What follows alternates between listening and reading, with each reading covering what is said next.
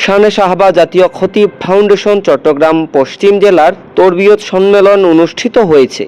বুধবার দুপুরে বারিয়ারহাট পৌরসভার খান সিটি সেন্টারে আয়োজিত অনুষ্ঠানে সংগঠনের চট্টগ্রাম পশ্চিম জেলার আহ্বায়ক এবং নবগঠিত কমিটির সভাপতি মাওলানা শাহজালালের সভাপতিত্বে এবং যুগ্ম আহ্বায়ক ও নবগঠিত কমিটির সেক্রেটারি হাফেজ মাওলানা আব্দুল হাকিমের সঞ্চালনায় প্রধান অতিথি হিসেবে উপস্থিত ছিলেন শানে সাহাবা জাতীয় খতিব ফাউন্ডেশনের চেয়ারম্যান মুফতি শামীম মজুমদার।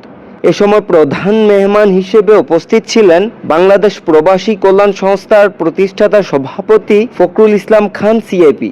এছাড়া বিশেষ অতিথি হিসেবে উপস্থিত ছিলেন শানে সাহাবা জাতীয় খতিব ফাউন্ডেশনের মহাসচিব মুফতি শরীফুল্লাহ তারিকি, মাওলানা নুরুল ইসলাম শাহিন খান, মাওলানা আব্দুল আল মামুন, মুফতি ইমাম উদ্দিন কাশিমি, শাহিদুল ইসলাম শাহেদ সহ কেন্দ্রীয় ও জেলা নেতৃবৃন্দ। সম্মেলন শেষে চট্টগ্রাম পশ্চিম জেলা নতুন কমিটি ঘোষণা করা হয়।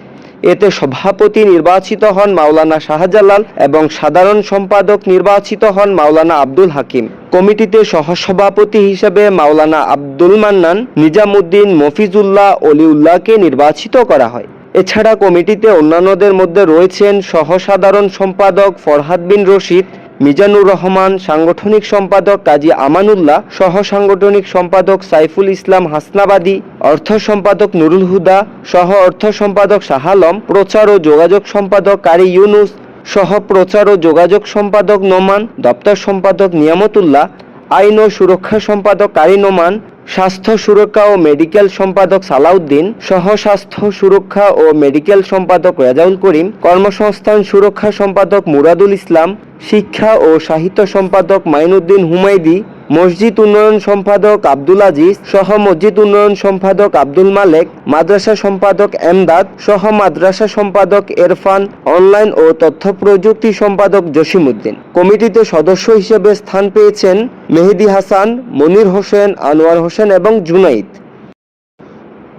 সবশেষে আমন্ত্রিত অতিথিবৃন্দ নবগঠিত কমিটির দায়িত্বশীলদের শপথবাক্য পাঠ এবং সাংগঠনিক বিভিন্ন বিষয় সম্পর্কে অবহিত করেন। সুফল অনেকের চাকরি চলে যাবে, আমি অগ্রিম বলে গেলাম, আমার ব্যস্ততা বেড়ে যাবে। আমি আমার ওয়াইফকে ওদিন বলতেছি, আমি বলছি 12 তারিখের পর থেকে তুমি আমাকে মানে পারিবারিক কাজে তেমন একটা পাবা না, যা কোনো কাজ আছে পরিবারের এগুলো আগে আগে বলো, আমি আগে করে দিই। আমি জানি তো কাতারে কাতার ইমাম বিদায় হবে, আপনি জানেন কাতারে কাতার ইমাম বিদায় হবে, তখন কোনো রাজনৈতিক নেতাকে আপনি পাবেন না, কোনো পীর তার মুরিদকে হেল্প করতে আসবে না, কোনো বন্ধু তার বন্ধুকে হেল্প করতে আসবে না। এটা হলো আমাদের চরিত্র, আলেমদের চরিত্র। সর্বোচ্চ আপনার জন্য সমবেদনা জানাবে ফেসবুকে, আরে অমুক ভাইয়ের উপরে এটা ঠিক হয়নি, এটাও যদি কোনো নেতায় দেখে ফেলে তো সাথে সাথে ডিলিট করে দিবে। আমি চিনি তো এদেরকে। আমার কথা হলো, আমরা এখানে কাজ করতে এসেছি, একজন মুসলিম ইমামের পক্ষ নিয়ে এসেছি, আমাদেরকে হুমকি দেওয়া হচ্ছে, ধমকি দেওয়া হচ্ছে, মনে হচ্ছে যেন আমরা মানে কচুরিপানার মতো বেশি এসেছি। আমরা রেজিস্টার সংস্থা, আমাদেরকে এনএসআই, ডিজিএফআই, এসবি আমাদেরকে নিরঙ্কুশ ক্লিয়ারেন্স দিয়েছে বিধায় গভর্নমেন্ট আমাদেরকে কি দিয়েছে, আমাদেরকে নিবন্ধন দিয়েছে।